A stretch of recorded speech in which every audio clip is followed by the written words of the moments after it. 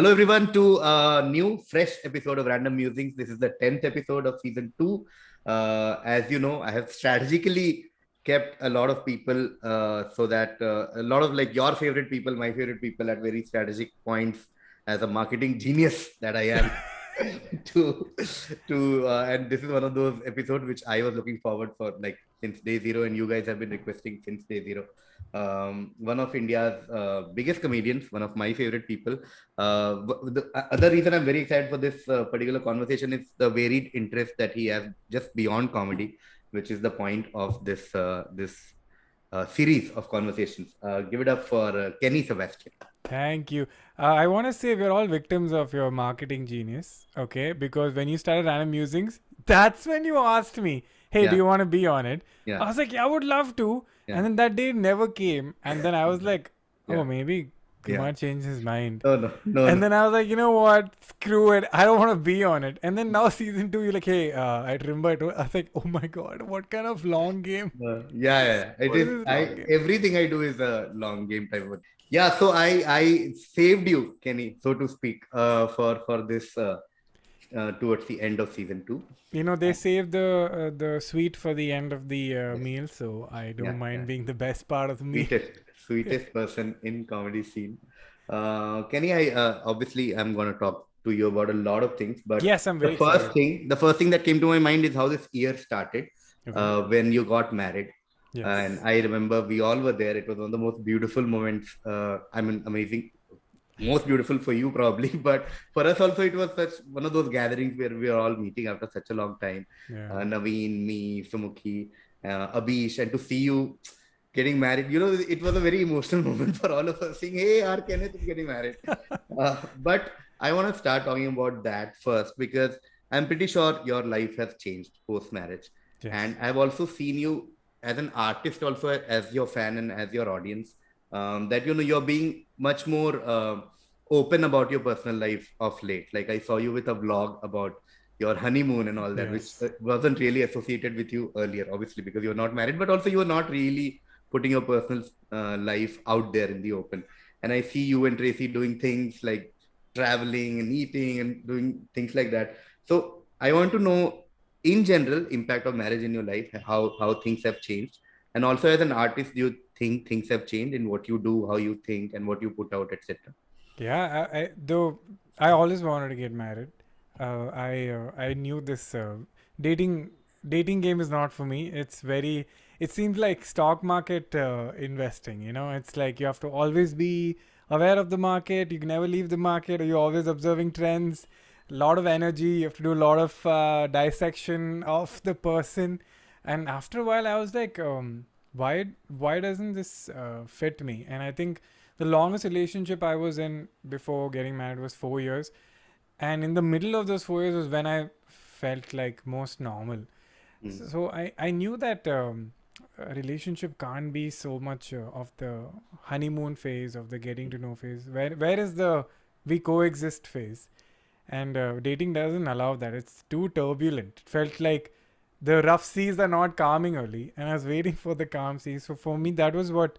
Obviously I'm not naive. I know like a marriage takes a lot of effort and work as mm, well, but that that kind of is like a appreciating kind of investment. Like mm, you work in your long term. I use marriage loosely. I mean any long term mm, relationship. mm, Uh, it gives a lot of gifts back. Like you could start a family, and uh, like my parents have blossomed because of Trace so much, which I used to really underplay because my family is very introverted, very power type. So Trace is very open with communication, expresses love, which is very rare for a South Indian family. She's come and my mom's become more expressive, and so it's also not just because I got married because of Trace is like an incredible person, and uh, just going for this trip for a honeymoon, I realized it's so different from going with a friend where somewhere down the line you're like, oh, this is your half, this is my half, you're responsible for yourself. But here we were like a team, like we're responsible for each other, mm, and that was very interesting to me, where you can't be childish and be like, it's your problem. like, no, this is our problem, and we. Mm-hmm. So that is really nice. I'm really looking forward to it, and I'm very excited about all the small milestones, like moving in together and um, going for her family gatherings, and treating her family as my family, vice versa. Her introducing to Mallu culture, Goa culture, though I know because I was there for 2 years. I think I know. So I'm really enjoying these moments that I think are very small, but I think the small moments is what's important. In terms of social media, it was as your genius marketer, I was also very, very, very, very conscious about how much I share on social media from day one, because I had a very different relationship with social media. It was always work. It was a platform. It's a tool for me to reach audiences and sell tickets and live my dream. It was never about sharing my life. And I think I did it so well that people thought they know me. But little do they know that they have no idea about who I was dating and where I am at all times. And I was very proud of that because I've seen the ill effects of oversharing. And somewhere in the back of my head, I was like, the day I get married, that's more concrete. It also came from insecurity. Like, you share too much, and if things don't work out, the audience will have a field day with you. So I was like, I don't want that. I can't handle it. But I thought marriage, hopefully, touch wood, is a long-lasting commitment if I don't fuck it up. And I would like to share that. So it's like starting new in content, in creative writing, where before, if I had a joke, I would be like, my girlfriend bargains like this. But now I can say Trace does this. Or me and Trace went here, which is such a... I think this is how comics feel when they have kids, that they have kids jokes. So I feel like now I have not just a wife, I have a relationship I can talk about. And the honeymoon vlog, I think as a name sounds so sketchy, like you're monetizing your honeymoon. But it's not that at all, actually. It was... I finally have a subject to shoot, which is my wife, and I hated making myself the subject. So I just see her as a creative muse. I'm like, she's first of all so beautiful, and she's so pleasant and nice and funny, and I have this great subject for my creative pursuit now. So I'm just like, I'm gonna document everything and explore that. So that's the new phase. Wow. But now that you're talking about content, Kenny, and you've been sort of in some sense making content for a very, very long time in different shapes and form, like sketches and web series and just stand up and now blogs, etc. And since forever, like you've been, and I remember that, in fact, Kenny, you are almost always used as an example when someone starts doing things on YouTube, etc., where the example is keep doing, keep at it, and one day you'll succeed, just like Kenny did. You know what I mean? Like, because I remember you and I had this conversation where you said, with no expectation of a reward or something, you kept making things for a very long time, unless probably that middle class video blew up. And not many people knew that you were making a lot of things before that happened. And now things have evolved in terms of how the industry works, in terms of how social media works. First you had YouTube, and then Instagram, and now brand work, etc., etc. So how do you, like, as without doubt, one of the most successful and um, long lasting content creators, so to speak, how do you take a pause and you think how to create content that is commercially viable, which is very important as an artist, but yet it is true to you because you're not selling out, and it also should take your career forward in terms of numbers, in terms of diversification, in terms of new things, etc., etc. How does your thought process work in this regard? Oh man, this is all I think about, Kumar. Was all I think about. I think I have to clarify certain things. It's not like I didn't want a reward. Obviously, I would be lying if I said, "Oh, I was just making videos for myself." I think from a very young age, there was a big part of me that just likes to share an idea or say something, and I want people to see it. I don't know where it comes from. I think that's why I'm in this business. Like, there's a quota in my day where I have these ideas in my head. I have to express it, and if I express it, then I can go to sleep.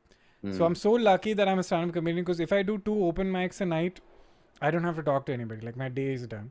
But if I don't open mic for a while, if I don't make a video for a while, there's a voice inside me like, what are you going to do? Like, I have to show this to someone. Like you have to.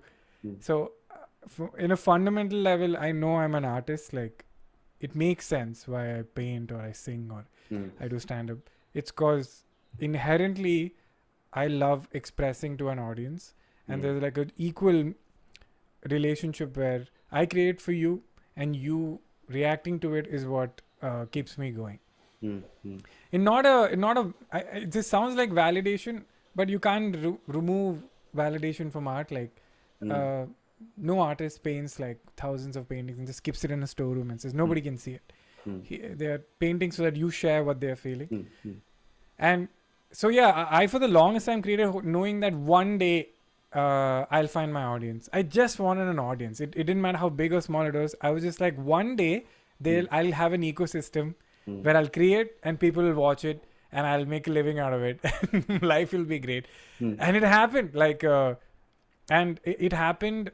This is where you were slightly correct. It happened when I gave up the reward, where I think I was creating for so long, and then I saw AIB blow up and TVF blow up, and then I saw Karan blow up, and then I was like, oh, I guess it's not happening for me. Yeah.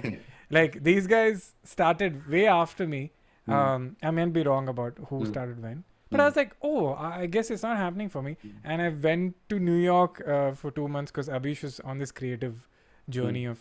So I went with him, and there I realized what an arrogant person I was. That here comics in New York wait for 10 years to get paid, and you're so arrogant, Kenny, that well, my time didn't come. And I gave up that New York trip. I was like, Kenny, just be grateful. Don't chase a reward. Just do it because you love it. I came back. I uploaded middle class restaurants because I was like, it's this is just a bit. This is what you want people to see it. And that blew up. And that the day I renounced reward is when the universe rewarded me. So it's a very, I really believe in that. I think the day I stop wanting something really badly is when I get it. And it applies to Tracy also. I think I fully gave up on relationships and the hope of finding a person. And that's when I found Trace. So yeah, so it's I constantly think about it being commercially viable, of course, because as you and I know, this is a long game. Yeah. I don't want to get viral and then be forgotten. Goal is you have an audience that stays with you and grows with you. And how can you not experiment? Because it's unfortunate that the audience becomes your own enemy. They don't want you to change. And Kanan and I always talk about it. Kanan's on the other extreme where he's like, you have to be one step ahead of them. Like, I was like, I have to make sure I don't like. I still get messages, please do more chai time. I'm like, no, I can't keep doing the same thing over and over, even though you guys love it. I started Simple Can, people like, ye kya hai? And then now people like, we want Simple Can. So I realize as a pattern that you have to disappoint your audience and they will grow to like it.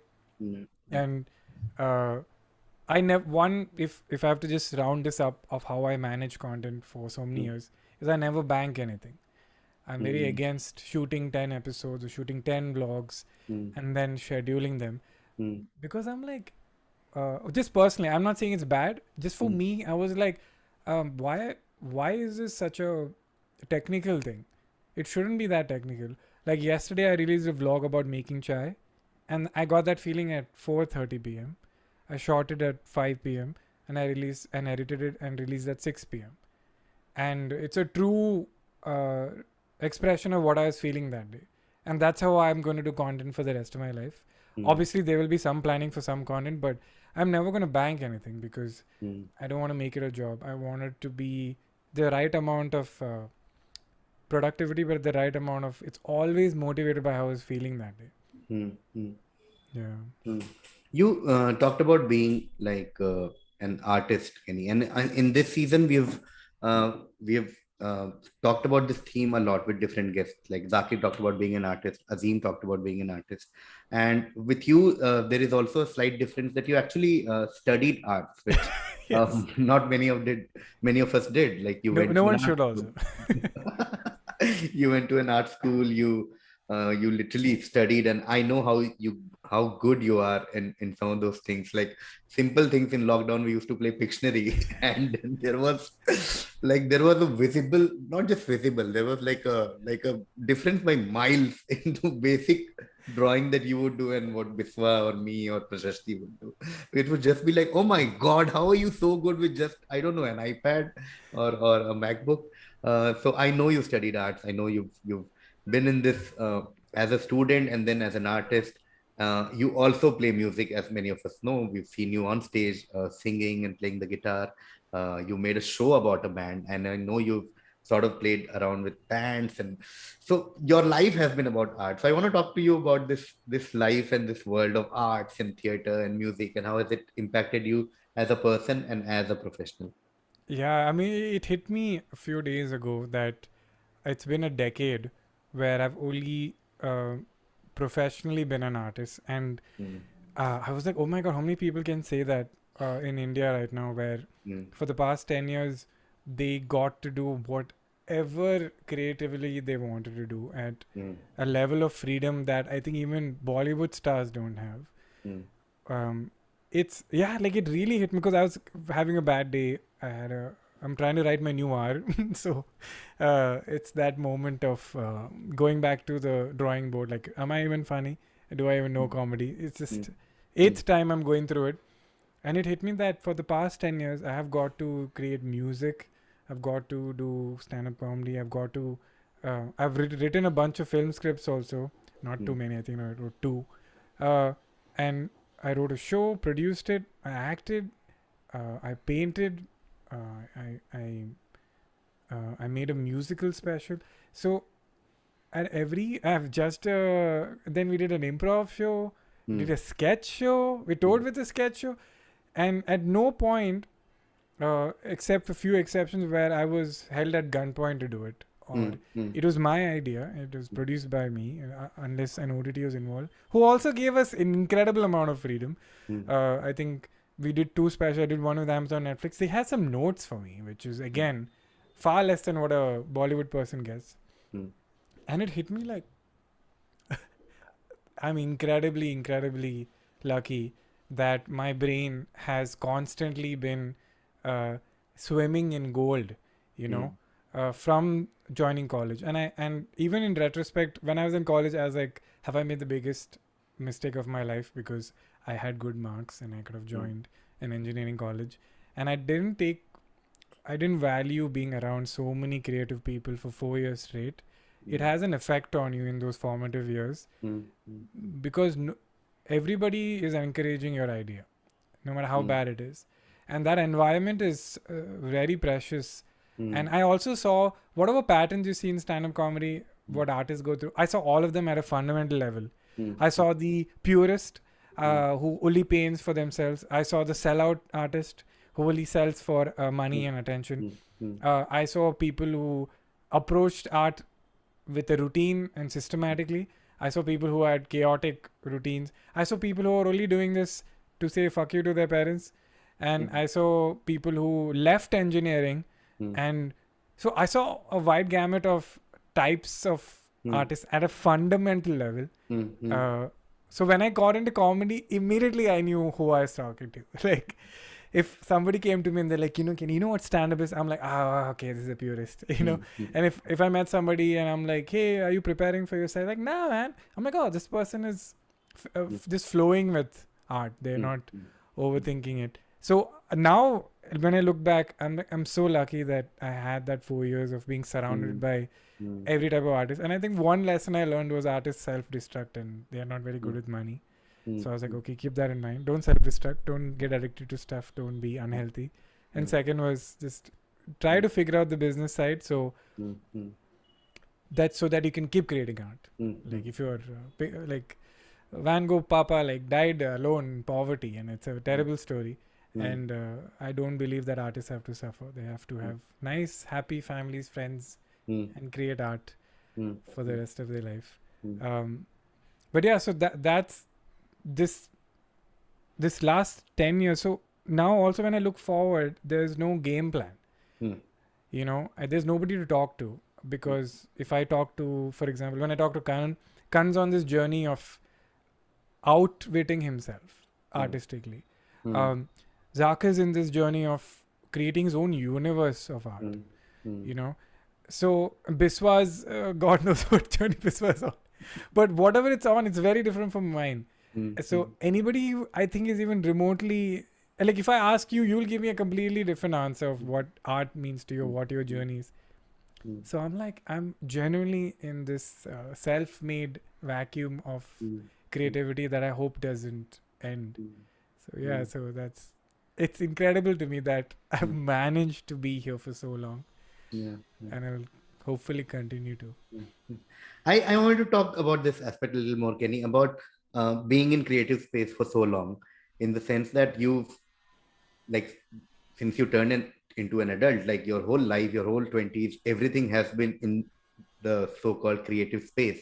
And we do have friends who are not in this space, and they have a completely different life, completely different schedule, priorities, goals, including Trace, I presume, like with a steady job, and you're like, Yeah, okay, this is my life and this is my priority.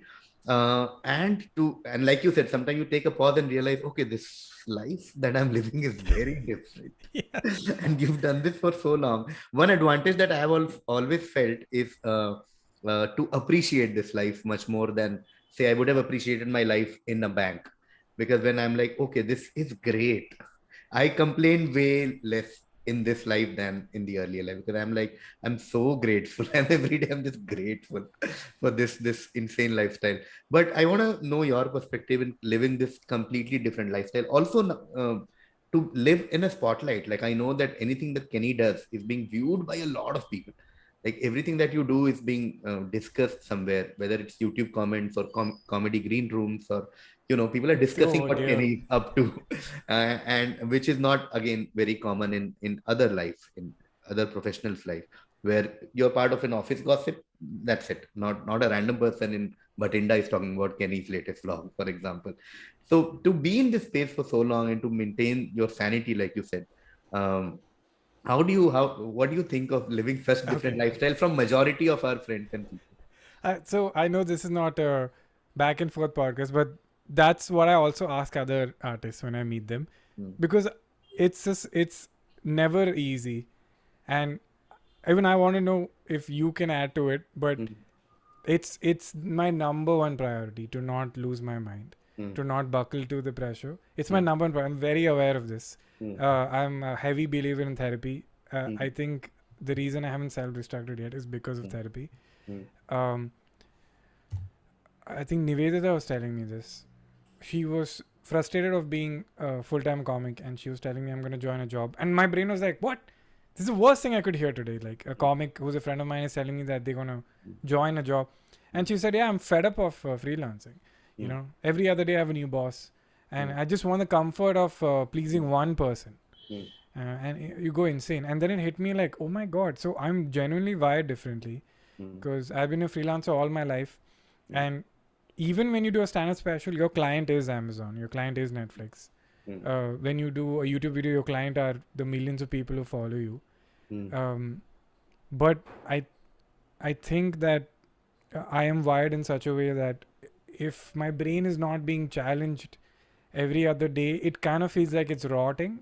mm, Um, and it's very scary. I have some very bad days where it's like I have to remind myself my basic mm, sense of self.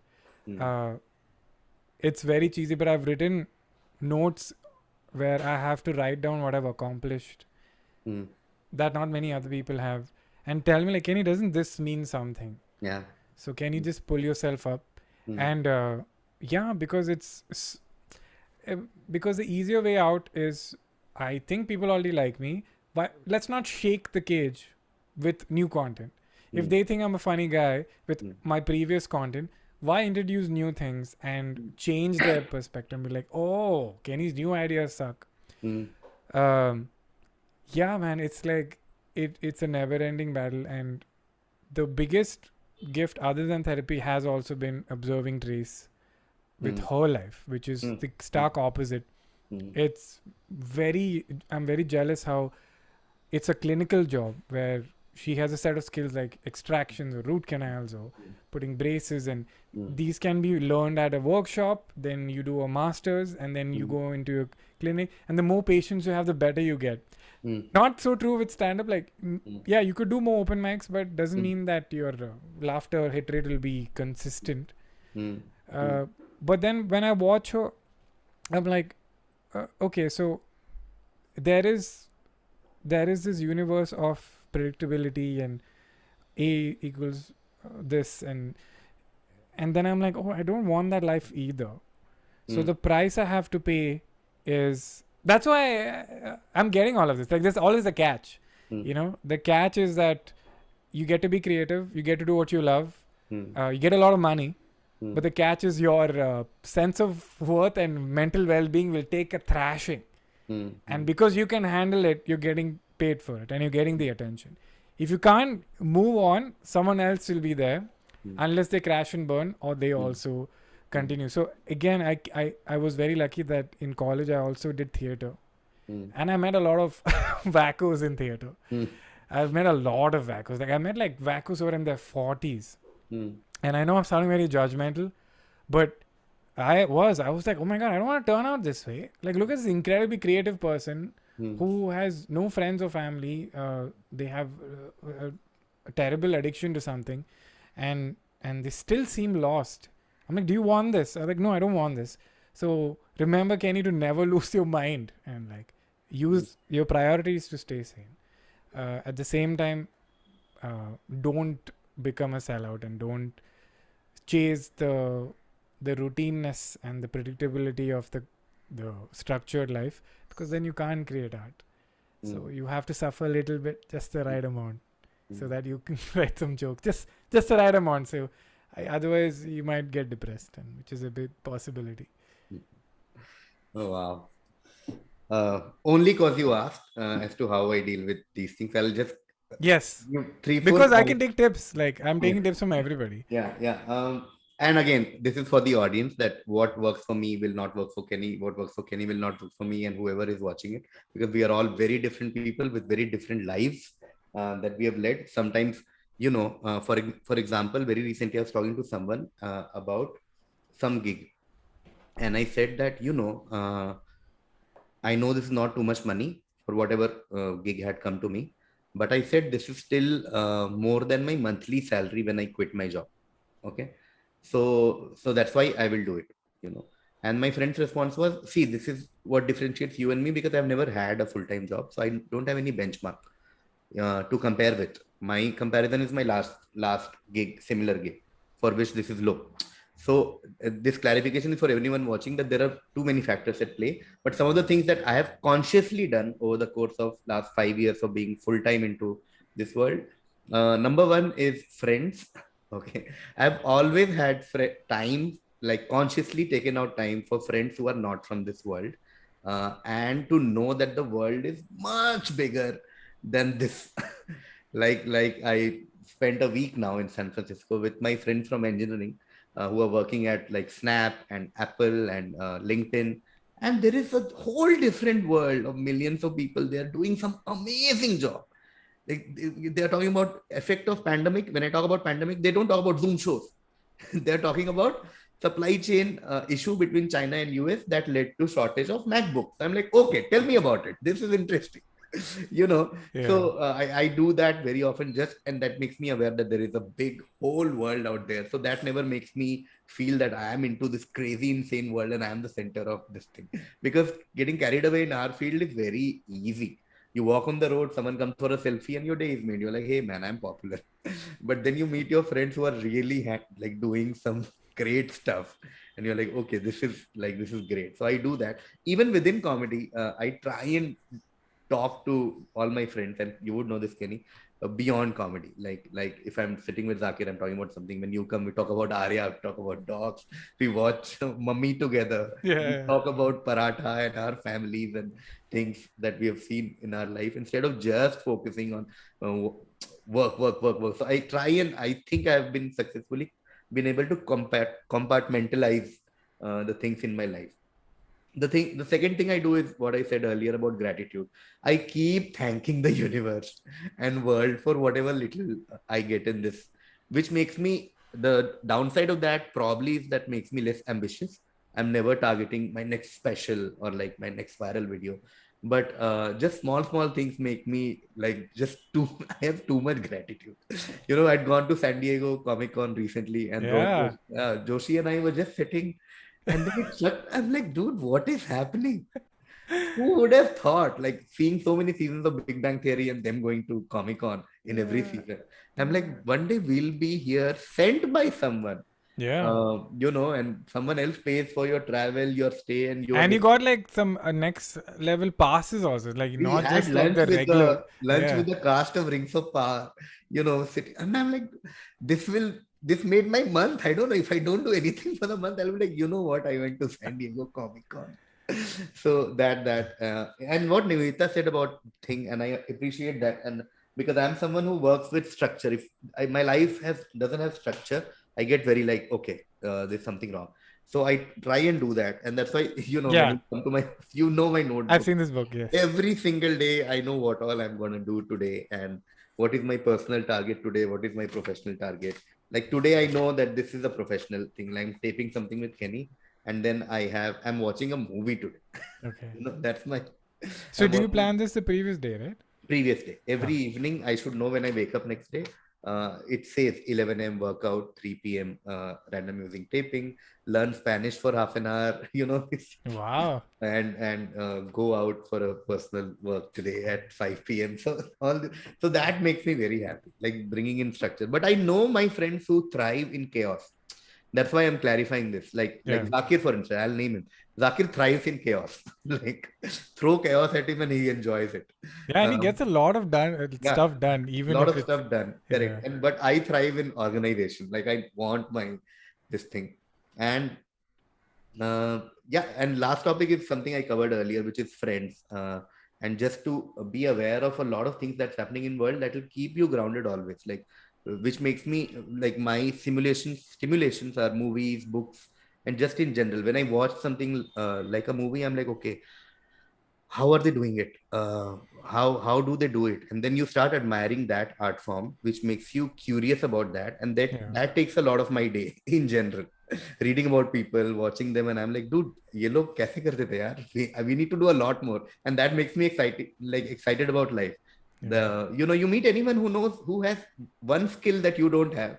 I'm like, dude, this is something we can do, and I'll show you when you come. I finally unboxed my keyboard yesterday, and I'm Oh. like, okay, next 2-3 years is sorted now. Yeah. Because every time I'll feel like I need to do something, I'll learn this and I'll feel validated if I can play even one note properly. So some of the things that keeps me grounded and lack of ambition, which just like, okay, cool, no problem. I went for one talk in some this place, where they have all these big talks, and I finished my talk, and then a guy from MIT came, and he had this technology where it's you remember in Man of Steel that UI where the things come up and a face shows up. Yeah. He's trying to do that where there'll be a platform, there'll be blocks, and if someone's talking and their hands are moving, the blocks will come up to simulate a rough structure of their hand. Because he was like, children need to learn in 3D. They can't just like touch a flat iPad. I was just like, whoa. And then we finished the talk. We're in the hallway. We're all talking. The MIT guy looks at me. He's like, I could never do what you're doing. Yeah, yeah, And I was like, what? yeah, You went on stage and made jokes. That is incredible. yeah, I was like, you are creating like alien technology and you and he's being so sweet, but at the same time, like, you're right, like yeah, we always get inspired from other people, no yeah, matter yeah. how small Yeah. we think it is. Like in this Comic Con, you know what most people from the world were talking about? They were talking about RRR. Yeah, man. Everyone we met, like the first thing when they got to know we are from India is RRR. And I'm Wow. like, okay, so RRR is now my inspiration. Like I'm watching it and being like, they've created something that has awed the whole world. Yeah. Let me get what I can learn from that movie instead of just thrashing it. You know what I mean? Yeah. Yeah. ऐसे थोड़ी होता है. This is not how people. And I'm like, anyway. But okay, back to our conversation, Kenneth. And you did talk about having like sort of done a little bit of theater here and there. You've done painting. You've also done music, but stand-up is of course something that you're known for. But do you ever feel that stand-up? Like I remember Biswa had once told me when we were traveling together I think it was Nagpur or something, and he said that, you know what, we do the most boring of all the art forms in terms of in terms of in terms of watching the art form, because he said it's the only art form where a person comes on stage and just talks. You Yeah. know, there is no, like, nothing is happening. So do you think that stand up is a restrictive compared to, say, and I'm not just saying in physical sense of the word, Yeah. but in general, do you feel stand up is more restrictive compared to, say, music or dance or other art forms? So it's like it's the best duality example Mm, where what makes stand up great is its restriction, and what makes it kind of inferior, I feel, is its restriction, mm, as a live art form. mm, I was in the green room in Habitat a few days ago, and a couple of comics got in the discussion of some comics when they get popular, they start wearing very flashy clothes, mm, and that takes away from the experience. And I was like, I interject, like I fully disagree. Not because I disagree with the point, it's because mm, how are you so confidently pinpointing what makes stand up work? mm, Because it seems bizarre to me in 2022 when you can go see Broadway, when mm, you can see like 4D cinema, that mm. people are paying money to listen to one person talk on Yeah, stage. yeah. So, first of all, this is a scam, okay? So, don't pretend like you know the Mm, fundamentals of it to be like, oh, someone has flashy shoes, it all comes crumbling down. I'm like, I don't think we even understand why people. mm, Obviously, we know that storytelling is the most ancient form of human interaction. mm, We know that classic Sapiens opening, cavemen around a campfire in the evening, the storytellers are the ones who mm, mm, added value in a way that the mm, hunters didn't know, whatever, blah blah blah. So we know that. We know that human beings love stories. But to what extent, dude? Like, mm, uh, so I come from theater where every line has to be perfectly delivered. You have to throw your voice. I remember when I used to practice a play and I nailed it. My instructor used to be like, "Nobody can hear what you're saying, Kenny." And I was like, "Oh my god! Like, how mm, is this my problem? mm, That just put a mic on me, dude." mm, He's like, "How dare you? How dare mm, you want a mic?" And I used to like be animated on my top half, and then I used to give a great scene, and then my instructor used to be like, "Your legs are dead. Your legs are dead." And I was like, "Why do I have to think about my legs?" mm, So then I realized, like, okay, so I'm on stage. They can see everything. It's not a camera which can mm, decide close mm, up. mm, So you keep in mind, and then there's sound cues, there are light cues, and my instructor used to be like, be aware of the stage. So we had an experiment where you had to blindfold and walk around the stage, and if you fell, you fell. But his was like, if I ask you to run, you have to run. Okay, and if you know you're nearing the edge of the stage, you don't slow down because I've given you an instruction. So yeah, this is some crazy theater training. So I mm, came from all of this. Then I also did music, where a musician will get upset with you if your one string is out of tune, like yeah. it sticks out. I have worked with musicians who can figure out I'm slowing down or speeding up. It's and I'm like, I nobody noticed, dude. He's like, no, I noticed. And the inflection of opening a song was very important. So in music, I learned that every small thing is important. Mm, mm, If it's not, then everything is not important. So mm, the reason you get a beautiful song is because some insane musician was stressing over each note to such an extent that they collected all these beautiful notes and made a song. So it has to come from a place of intense care. mm, Okay, so I've come from music. I've seen that. Then I worked with directors. I was an editor when I was 21. I worked with filmmakers. mm, Also, like ridiculous. Like, I want this shot. I wanted to start with his eye. mm, mm, I just wanted to start from the eye. And I was like, but it's so much easier. It will take 20 more minutes to this eye shot. Can we just do a mid?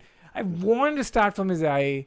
mm, And then, and you can't argue with the mm, director that what value does that add, mm, right? You don't have conversations like that. mm, mm, Then I come into theater, stand up. It's the most unregulated, uncouth, mm, mm. lawless land of Yeah, stand up, yeah. where somebody will use a handle mic, someone will leave the mic on the stand, some comedian has monotone delivery, some Mm, comedian not using the stage, mm, uh, some comedian doesn't have a point. So then I realized like it is incredibly one-dimensional and multi-layered at the same time. Where it's like, oh, you don't need to have a point here. It's like, oh, okay. Oh, you don't need to be dressed in a costume. Oh, okay. Oh, you can just jump stories without any logic. Oh, so it seemed.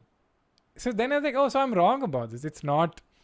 Then it hit me that, oh, so stand-up does have an incredibly open side, which theater, music, and films never let you do, where the audience is listening. It's so crazy, no, KV. Like they know you're telling the truth and you're being honest, but they also know when you're making shit up. Like, it's such a weird art form. So I have never taken the position that I fully understand stand-up. So when in green room these conversations happen, I'm just amazed at the confidence at which they've dissected this. That a comic shouldn't wear flashy shoes, and I mean that's their opinion, obviously. But I was like, wow, this is an interesting assumption that like there's this crowd work discussion. Is crowd work stand-up? I used to get this lot. Guitar humor is not real stand-up. So then I was just like, by the way, none of us know what stand-up is. Yeah. If you are seeing one person on stage, it could be like sometimes I meet the monologue guys in theater. They do monologue play, and the only difference is that they're not funny. But the moment they start making jokes, I'm like, is that stand-up? Yeah, I think it was for 5 minutes. It went into stand-up. Because when a stand-up comedian does an act out, which is very intense, is that theater a mono act play? I think it went into that. So that's why I love it. I'm like, thank God stand-up is so wonderfully layered and mystical that people in droves come to an auditorium, 3,000 people sitting, one puny person on stage saying a story for 2 hours. It's incredible to me, Kiwi. Like I giggle every time I start a show. Not because I can't believe also that people are coming to see me. It's that why is this working? You could have gone to IMAX and watched RRR with that budget, but you came to hear me talk and talk about myself there too. I'm not even going to talk about how it feels to be a mother, feels to be a father. Correct. I'm just talking about my specific experience. It's incredible to me. It's that I guess we don't change from the whole campfire setting. Yeah. Wow. So true. It randomly reminded me of Naveen, one of our favorite people. Of course. Naveen's story where he said, like, the topic of that dinner table was our worst shows of all time. Okay, so I won't tell the whole story. I'll just tell one line, which you will, which you might even know, knowing Naveen. He said one bad show he did in Kerala, and he said that he was entering that wedding or something, and the guard stopped him saying, then he's like, I'm performing, I have a show. Yeah. And the guard says, show up. Where is costume? And I mean, he's like, what costume? This is like, no song dance. No, mic. Which is what you said, like there's no costume, there are no rules, there is no like when someone says this is not stand-up, I'm like, what are you referring to? Like unlike Carnatic music, there is no like set rules that rag this rag will go like this and rag yaman. Beautiful. It's structured anarchy. Okay, I'm gonna I've saved our favorite topic for the last, Kenneth, which is about the city of Bangalore. Okay. Yes. Which, as an artist, it's my favorite city to perform in, without doubt. I say this every time, anywhere, if anyone asks. Why do you say that? Why is it? Because it gets me the best audience. I feel like my audience. Bangalore gives you the, like, if you are doing an experiment, in a chemistry lab, and you want like the best sample for that experiment, I feel Bangalore offers me that. Like as an engineer plus MBA. Plus English kind of you get all of this together, and if you want 100 people or 200 people, Bangalore will give you that crowd, because they're all engineers, they're all MBAs. I think some reason I feel like they understand humor better than others. This might be controversial, but this is just and that's why when I had to tape my YouTube video, we picked Bangalore, Rahul and I. And when I had to tape it again, pandemic happened, that comedy club closed there, and that's one big reason why I haven't been able to take, because I'm like, how am I ever going to get that environment again to shoot a stand-up? How am I going to get Bangalore 100, 200, 300 people Yeah. and that setting? I want it for me. It's the most conducive this thing to do. But outside stand-up also Bangalore again, and this is a very abstract thing to say, but I believe in it.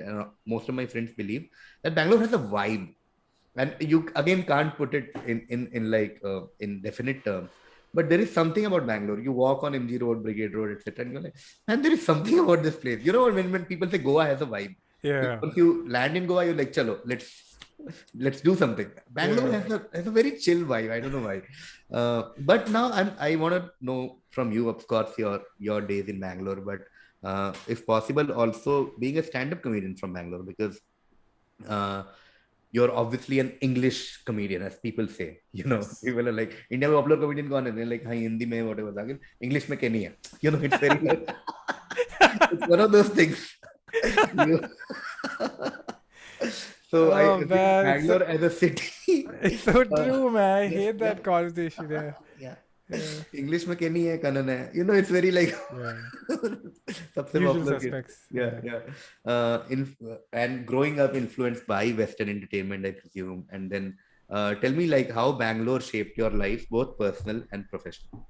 So I again like this is such a beautiful example of you don't control your destiny. My dad retired from the Navy, so we used to jump around everywhere. So when last we went to Visakhapatnam, we went from Gujarat to Visakhapatnam, and I'm also grateful for that because being in the Navy, growing up in a school with everyone being from everywhere, there was no sense of I'm from here, I'm from there. So in my head, my default thing is we're all Indians only, and I don't mean this in a cheesy way. Like I never, until recently, felt this level of division because for me, India was just it's supposed everybody in the room is supposed to speak a different language. That's just how it is. We're all different. Like don't you assume that everyone has the same. And then my dad retired, and he chose to come to Bangalore. And if that had not happened, I would be a completely different person. Uh, we landed in Bangalore when I was in the sixth standard, and it gave me a sense of stability because every year I had to travel. Every year I lost my best friend or reached a new place. I learned Hindi in Gujarat because I came from Cochin and I didn't know Hindi. Then I read psychology, like kids who move around a lot apparently get into the entertainment business because apparently they go through high stress situations, so they have to adapt. So they can play different people for the situation and environment. Hence, they are good at acting or whatever. So I was like, damn, dude. Like I started like studying myself, like why am I this person? And then you come to Bangalore, which is the most strangest city that I'm kind of upset with because no other place in India is like this. You think Chennai is like Bangalore? It's not. Chennai has a very strong. Everybody in Chennai speaks Tamil. They watch Tamil movies. Strong connect. Bangalore is like this weird. It's like Mount Olympus where they're there, but they're also like in some weird in the sky. Where I grew up in the in the 2000s, where they used to play Metallica and Led Zeppelin in pubs, and English shows were shown on TV. While I remember in Visakhapatnam, it was dubbed in Hindi. I used to watch Small Wonder in Hindi. But then I came to Bangalore, it was in English. And I saw Seinfeld and Whose Line, and apparently did very well in Bangalore. All my friends spoke either English or Kannada, but mostly English. So for me, the normalcy was established in Bangalore. And there's this sweet South Indianness in Bangalore with the right amount of the North Indian principles of achievement and extroversion.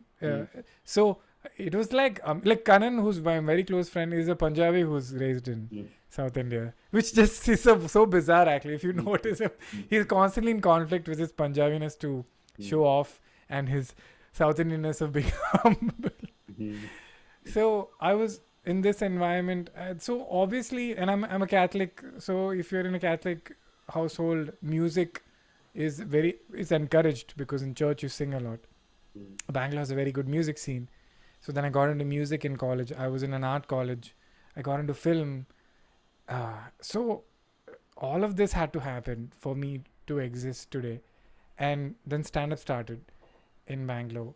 And again, it was not a profession back then. I think the only famous person was Veer, who I knew. Like I knew a name was Veer Das, and Tanmay and how all started. And so, and you go to these open mics where the audience is used to music, and there was Jagriti, which was this Prithvi of Bangalore, where art is taken very seriously. You have to be very respectful and have a hold on what you're doing.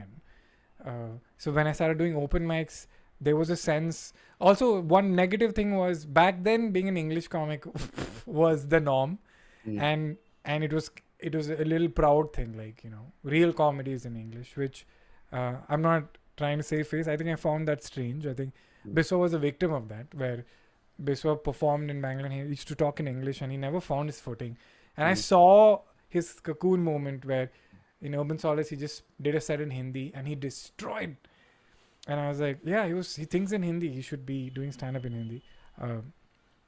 But yeah, so we did stand-up in pubs, and you had to earn the attention of the audience because open mics were free to the audience. Actually, they're not free. It was sabotage. They had come to have a nice glass of beer and have fun with their friends.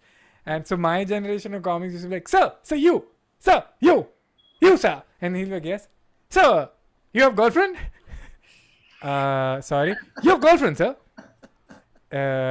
Yes. She's right here. Oh, speaking of relationships, don't you hate it? And then you get into your relationships. That's how we used to segue, dude, by yelling and by begging for attention.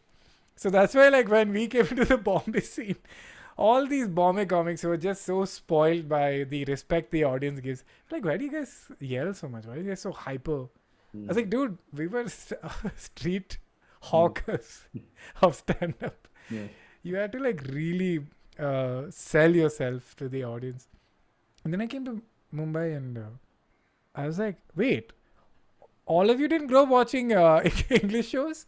And then I felt, and then Ajay of OML, obviously, Ajay Nair, the first time I sat in the office, he's like, yeah, your accents are also very funny. I was like, accent? What accent are you talking about? It's like your Bangalore accent. I was like, we don't have an accent. What are you saying? I was like so oblivious to the fact that not only am I only speaking English and I have these Western references, I also have an accent. And that isolated you more. And then I'm playing the guitar and I'm very flamboyant and too confident on stage because I came from theater. So I felt like a odd one out. And the only thing I had was, I think Biswa also again talks about this, is that I came to Mumbai to do stand-up. Yeah. So it was, I didn't take it for granted. Like every spot meant life or death for me. So we used to kill every time we used to go on open mics. That didn't help the isolation. They're like these English comics with their guitar and their loudness. So yeah, I more and more realized that I don't belong anywhere. So when I went to New York, they're like, oh, so what language do you guys do stand-up in? And I was like, English. They're like, what? It's like, yeah, I do stand-up in English. So the audience is coming for English stand-up. Like, yeah. And then he's like, by the way, your English is weird. So I'm like, great. So grammatically also we have very terrible English. So in New York, I don't belong because I'm an Indian. In Mumbai, I don't belong because I'm speaking English. So then I was telling Kanan, like, Kanan, where do we belong? Because we're not American Indians. We are not Indian. So then I had like this moment of like, where do I belong? And then I obviously calmed down and I introspected. And I realized I'm doing comedy for myself. That if there's another Kenneth out there, he's going to love this stuff. Like, he's going to lose his shit. But it's just for another Kenneth out there. And that's why I'm very, very, very, very protective of my audience. I'm very proud of it. You come for my show, no, KV? Everybody's awesome. Like, and it sounds very arrogant and self, but I have an awesome audience because they're just like me. So there are times where I can see faces and I know that all of them will get along. And I know this applies to a lot of other comics, but especially for me because they have to like my South Indian, Bangalore, Western references while not belonging to one place. Mm-hmm. So it's a very specific kind. Uh, and I get moms and dads and kids because I'm clean, mostly clean. Yeah. So I had to create this. So ironically, I'm realizing now that my life it's also a bubble. My audience is also this vacuum, and I'm very aggressively protecting it. Like the moment if I speak to someone or if I get a comment saying that what is this? This is lame. I just block them. I'm like, don't come here, Oli. This is not for you. Just go away. Like this is a nursery for endangered plants. Mm-hmm. If you're a wild rodent that's come to eat it, get away from here. Like I have to protect this. So yeah, from Bangalore, you can call this Bangalore nepotism, but I realize I connect with very few people. Like anyone from Chennai, I can connect to. Anyone from Kerala, obviously, I can connect to. I meet people from different parts of the country. Like even Northeast, they also have this sense of isolation from the rest of the country. I connect with them as well because they also are okay with it. They're like, it's okay. People don't get us. It's fine. And I relate to that. Again, I'm not sounding like a victim here. I'm just saying it is like this. Yeah. And I go to Delhi. I'm literally treated like a puppy. Like Akash Gupta is a good friend of mine, and he literally gets worried when I'm in Delhi. He's like, anyway, आप यहाँ मत जाओ, आप यहाँ मत जाओ, आपको अच्छा नहीं लगेगा. Like, why? He's like, नहीं, आपको समझ में नहीं आएगा, आप यहाँ पर मत, don't hang with this group or don't go to this room. This room is good. This room is appreciative. So I'm like, oh, okay. So I'm being handled like a puppy in Delhi. I had a lot of trouble performing in Delhi, where my lack of, again, I don't mean to sound like I'm generalizing, but this has been my experience where I had a sense of, I entered a room was like, who's this guy? He seems a little soft, So I learned how to be more authoritative in the Delhi rooms, and I'm glad I did because you grow when you perform in different parts of the country. So when I went to Delhi, I was like, Kenny, maybe you should consider adapting, and it taught me that you have to own the stage. This is your show, and you have to be proud. This is something I really admire, that people from the north never undersell themselves. Like, I guess they've come from so much conflict that whatever they have is well earned. Yeah. And I think in South India we have this concept of we don't deserve anything.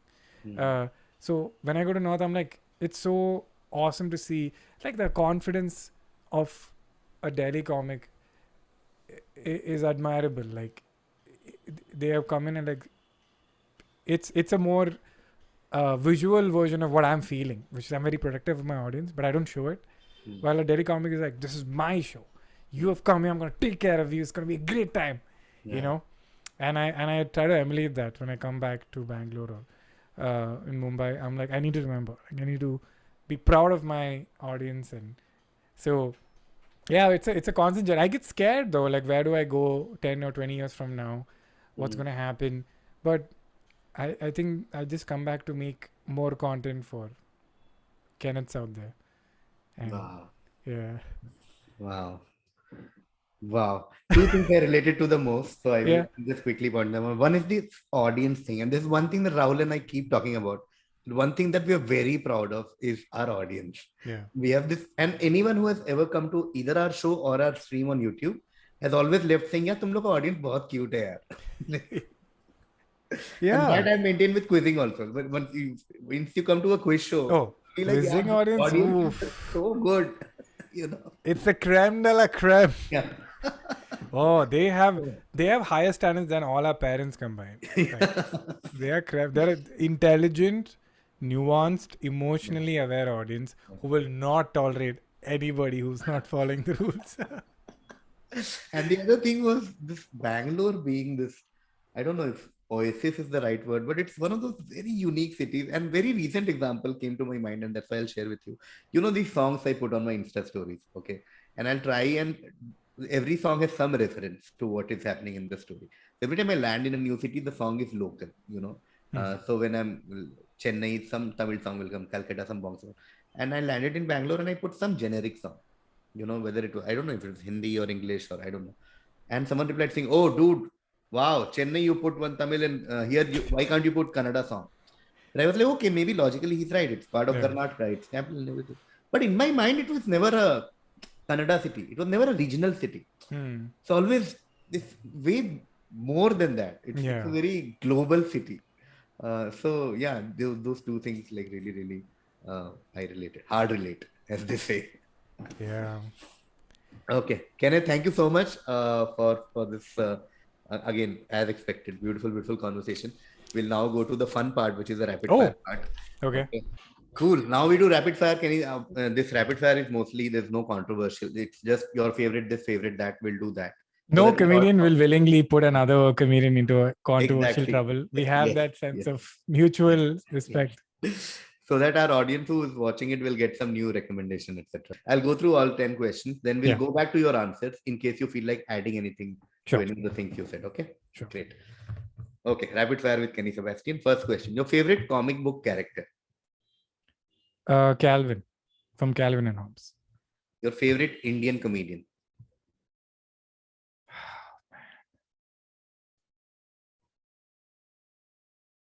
It's a tie between Kanan and Biswa. Your favorite TV show of all time? Oh, Seinfeld. Your favorite thing about married life? Coming home.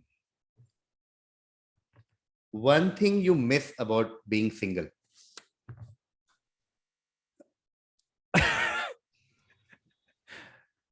I don't actually. I really don't. In fact, maybe less guilt of hanging out alone. Your favorite movie of all time? It's a tie between. Can I say an old and a new movie, please? Yeah. Okay. Old is The Matrix, Mm. and new is Guardians of the Galaxy. Your favorite Indian stand-up special? Shit. This negates my first answer. Keeping it real. Your favorite stand-up special international, like world? Comeback Kid by John Mulaney. Your favorite international comedian? Dave Chappelle. Your favorite band / artist? Oh man, this was so obvious. Is John Mayer. John Mayer is through and through. His every word and every experience he has, I'm a fan of. Okay, so since you started talking about John Mayer, we'll go from 10 to 1. We'll go in reverse. Okay. Got it. So do you want to add anything about why you love John Mayer so much? John Mayer is what I want to be in life, where he found success pretty young in his life, and he realized that you don't take it for granted, and then he's purposely slowed himself down and experimented heavily. He had a country album, he did a lot of blues album. He had a turbulent personal life, was this bad boy, and slowed down, corrected his mistakes, is trying to relearn. Incredibly funny, and it's very adaptive to modern practices. Like he released music videos as would be funny on YouTube, and he does a show on Instagram, and he's very adaptive. He doesn't assume that this was the golden age of music. He realized that singles was the way to go and not just album releases. So really admire his overall life, and I wish he was also married so I could take tips on how to navigate through my married life also. But that's something I think I think his personal life is also quite private. But I just love his persona. Like, I would love to go to John Mayer. If I went to John Mayer concert and paid like 1 crore and he played one song and just spoke for 1 hour, I would not feel cheated. Wow. That's how much I love him as a artist. Yeah. Wow. If he gets married, you'll call it John Married. Crowd goes crazy. Okay, your favorite international comedian, you said Dave Chappelle. Yes. Do you want to add anything as to why Dave Chappelle is your favorite? Yeah, it's this rewatchability, man. Yeah. I don't know how. Like, a lot of comics are rewatchable, but man, Dave Chappelle, every time you watch, it's like I've never seen it before. Yeah. And it's like it's what makes rap such an interesting genre. It's not just people rhyming words. A lot of it has to do with their experience in life and their personality and their way of expression. That simple words have such heavy meaning that it's so layered. So with Dave Chappelle, like when he's talking, he's not telling jokes, like far from it. It's and yeah, so it's just rewatchability, man. I admire that. I would like to take this opportunity to for our audience, and I would recommend, like we would recommend, watching Chappelle show whenever you can, because I'm sure most of our audiences, you've seen his Netflix specials which have come out in the last few years. But go and watch Chappelle show, and I am not exaggerating. It's peak comedy genius for me. Every episode, like every sketch, like there are sketches of 20 seconds, 30 seconds, which speak more than, like, I don't know, careers of some, like, many people. It's just outstanding. It's brilliant. The best show you will ever see. Okay, anyway, coming back to your favorite international special, you said Comeback Kid by John Mulaney. Yes, because the reason it popped into my head was when I saw John Mulaney's Comeback Kid, I was like, this is what I want in life. I want to do a special like this. So when I did Don't Be That Guy on Amazon, I was like, I want to wear the same color suit that John Mulaney was wearing. I want the same colors that John. If you see the production deck, is just stills from Comeback Kid, because I just want to tick that. So that I want to do the. So John Mulaney is also a little like old school. You know, he wears a suit and he sounds like he's from the 70s.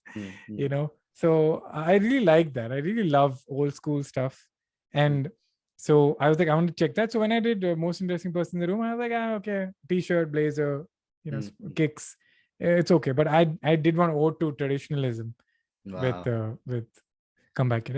I just love John Mulaney's. Again, if I had to emulate a comedian's career, if I can't be John Mayer, I want to be John Mulaney. Hey, both have same first name.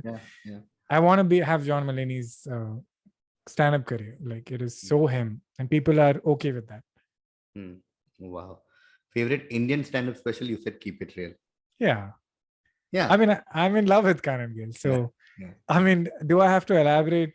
I also love Kanan's Keep It Real because Kanan doesn't need criticism. He doesn't need trolls because he's that to himself. He's so hard on himself. And I unfortunately have to see that, you know, see him war with himself. And just he's a sculptor. Kanan, I've done sculpting. I've seen sculptors. Kanan would make an excellent sculptor. He will chip away that special to a maddening degree till his arms are bleeding. And Keep It Real was that. I saw him chipping it away. And it's such a terrible thing to see as a friend. And you also, as a comic, you get so insecure. You're like, oh my God, the level he's going at to deliver a good product. I could never come close to it. Full admiration. And I was also proud. It was the first Amazon special, big scale. It's Sapan did, and then Kanan did. And I had tears in my eyes. I was sitting in Royal Opera, I was watching him. And I was like, wow, like, he's achieved it. Yeah. Favorite movie? You picked Matrix and Guardians of the Galaxy. Do you want to add something to? Yeah, Matrix. So obviously, same. It's like talking about Keep It Real. Yeah. Matrix changed everything. It's the topic I opened with to talk to my now best friend Jason. We were kids and we were like, have you seen the Matrix? Like, yeah. And you know, just it was my childhood. And now I just try to make all the women in my life watch it, because women for some reason don't like that movie. The thing is too not much. Weird. Yeah. So yeah, it's too gory and too weird. So I try to make Trace watch it. She's still not seen it. But Matrix, obviously, because of how visually amazing and new it was. Second, Guardians of the Galaxy is because I always wanted to make a funny science fiction film. And when I saw it, my first reaction as I was watching, the title sequence came, my head was like, oh man, I was gonna make this, you know, like that's how I felt. Like this movie was, so it felt like how, you remember I said I'm making for other Kenneths. It felt like a Kenneth out there made a movie for me. Yeah. So I was just like, man, you made the movie that I would want to make, and thank you for this. So it's perfect for me. I know it's not like a deep film, but that's what I like. It's just very recently we saw Thor, and I told someone that I will never forget the moment I was Guardians of the Galaxy, because it's the movie that has surprised me the most. Like, I could not believe how funny and good the movie was. Very recently again I was talking about Guardians with a friend, and she said that yaar main Marvel वगैरह की फिल्में नहीं देखती. I said I'm okay. I completely appreciate that thought, but just watch this movie. It's not a superhero movie as such. It's just one of the funniest movies you will ever see. Just Did you see it though? Not yet. Soon. We are at it. We'll do it.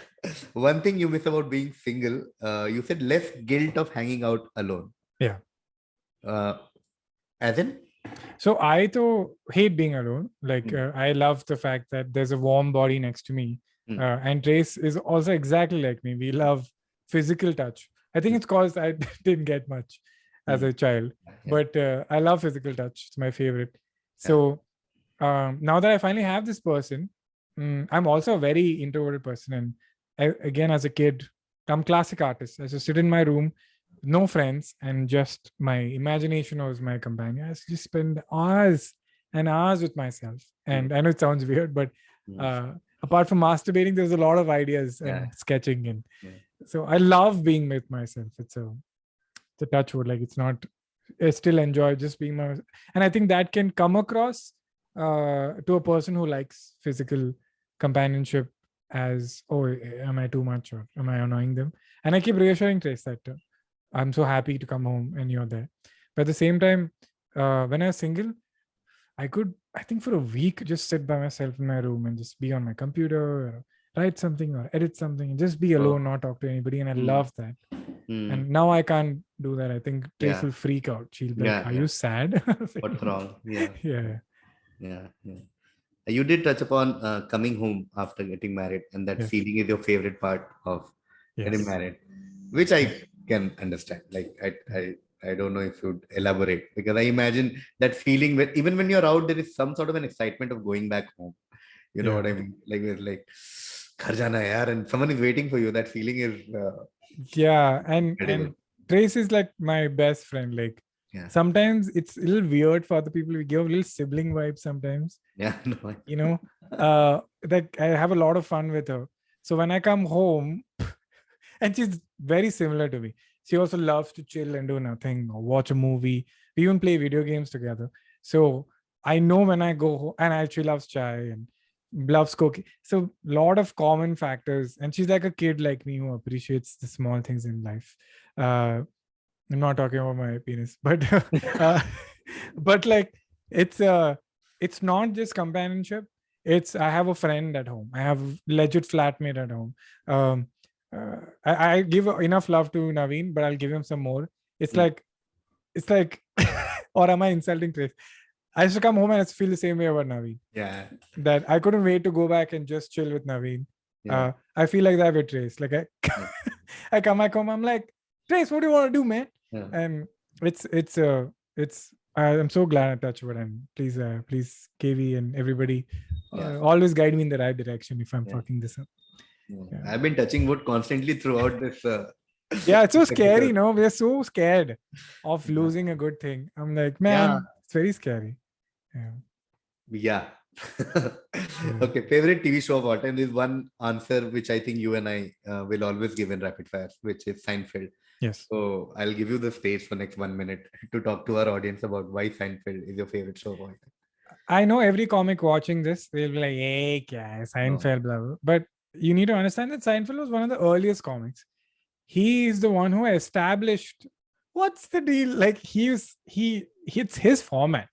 So now it sounds repetitive because he came up with the English language technically. So, and for me, Seinfeld is very important because it's the first time I saw stand-up. I was a kid and I saw it come on Star World. And in the break, he used to do stand-up. And then I used to be like, why can't this be the entire show? Like, it's so incredible. It's so funny. And the third thing was like, I think when the show came out, he was in his 30s, I guess. And he's a 30s, a Jewish man in New York. And everything he said as a boy in fifth standard, I could relate to. Yeah. And I was like, what is this magic? And Mm. that's when I realized the power of stand-up and relatability and being simple. And simple is a very insulting word. I think it's very easy to be complicated. It's very hard to be simple. Mm. So it takes a lot of work to reduce a joke to a couple of lines. And Yeah. it's so frustrating because it looks so easy then that people think you're not doing anything groundbreaking. Yeah. But and leave that the show itself is so Yeah. well written. It has Larry David as one of his writers. So the characters of Kramer, Elaine, like it's again and he made a show where characters were unlikable. Like they have nothing redeeming about themselves. They're like asshole. Like Seinfeld himself is a very dickish character in it. Yeah. And you still just watch it. Yeah. Then you realize that we're watching it for the material. Mm. You're not watching it for excellent acting, direction, blah. You're watching it that these characters are unlikable, they're weird and strange, but you want to know how it ends. And it has just great lines. So that's why Seinfeld. Yes. Kenny will definitely on this new channel. I'm planning to lot of stream in the future, and we'll do one stream. We'll just talk about Seinfeld and comedies and whatever, because I can't stop talking about Seinfeld. I'm doing, as we speak, another rewatch of Seinfeld. And when I went to New York last year, that one bucket list item for me was to go outside that restaurant and take a photo. And I wrote one long Insta post, and I'll share it with our audience once this episode is out. It's just, I mean, the pretzels are making me thirsty. Or the one line, again, this has happened. Where, he goes to take a car because he has reserved it, and he says that car is not available. I said, what do you mean it's not available? I reserved. She said, I know how to take a reservation. You know how to take a reservation. You don't know how to hold a reservation. And holding is the most critical part of a reservation. Oh man. Till date, when I do my laundry, I love doing laundry. There's always that one sock which is just somewhere, and it reminds me of Seinfeld from like where he did his joke in late 80s, early 90s. It's just like how he's taken everything. Like yeah. Okay, your favorite Indian comedian? You said Kannan. You already sort of spoke about Kannan when we talked about Keep It Real and Biswa Kalyanarath. Do you want to add something about Biswa, maybe? Yeah, so Biswa is the purest emotional artist for me, while Kannan is the purest technical artist for me. I mean, I don't mean technical in a bad way. Kannan is also very creative and stuff, but every time I am feeling low about stand-up, I go watch Biswa's open mic. I mean, I watch Kannan as well, but what Biswa does in an open mic reminds me that every open mic is like the last show you're ever going to do. I've never seen Biswa ever botch an open mic because of him. Like maybe it's some other factor, but he's never gone and taken it for granted. He's like, I have 10 minutes. I have a responsibility of bringing the house down. And he's reached a point of doing so much stand-up that the topic doesn't matter. It's a big thing to say, but I think he's going towards the Dave Chappelle direction of you just want to hear him talk. Doesn't matter what it is. So yeah, he's my anchor for watching, losing faith in stand-up. Like whenever I feel like, what am I doing? I go watch Biswa. I'm like, I need to do that. I need to explore, experiment, be boisterous, give 2000% energy, and just eat up that stage time. Like consume it. Like Biswa consumes his 10-minute spot, He's not just doing his spot, he's consuming it. Like he like fucking electrifies the audience. He's like, everybody, I'm here, and I'm trying to connect with you. And if he loses the audience, he's very aware. He's not in denial or just narcissistic. Like he's very aware when he's losing the room. So when Biswa's anger is like Larry David level anger. You want him to get angry. It's so, because Kannan will control it. Kannan's a pacifist. He's like a saint. He's like, no, this is wrong. Biswa is like a bird. He's like, why should I control myself. Why should I cage this emotion? So I'm so lucky. I'm so privileged to have friends like them. I love watching them. Yeah.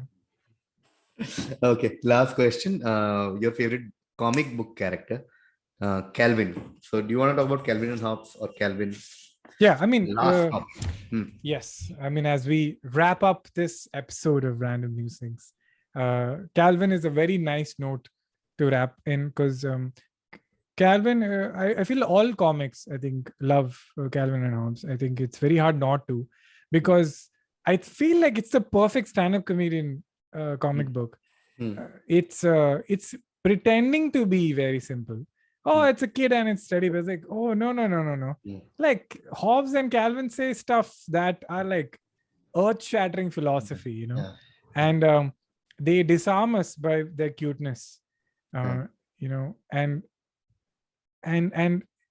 it's love. I'm drawn towards artists who are philosophers but don't take themselves seriously or don't hype themselves too much. But like Calvin and Hobbes is a comic book that's just never pretended to be something big, but they are much more than just a comic book.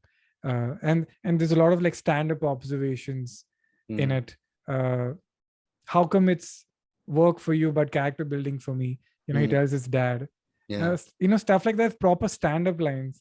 And the character of the father, fucking around with Calvin, telling him like terrible things, the mom being order and the consequences of order, Hobbes being optimism and what's right with life, and Calvin being we can all see ourselves in Calvin, like questioning ourselves, low self-worth, sometimes chaotic, sometimes self-destructive, but at the same time just want to be loved. And then there's I forgot her name. Is it Kathy, the girl?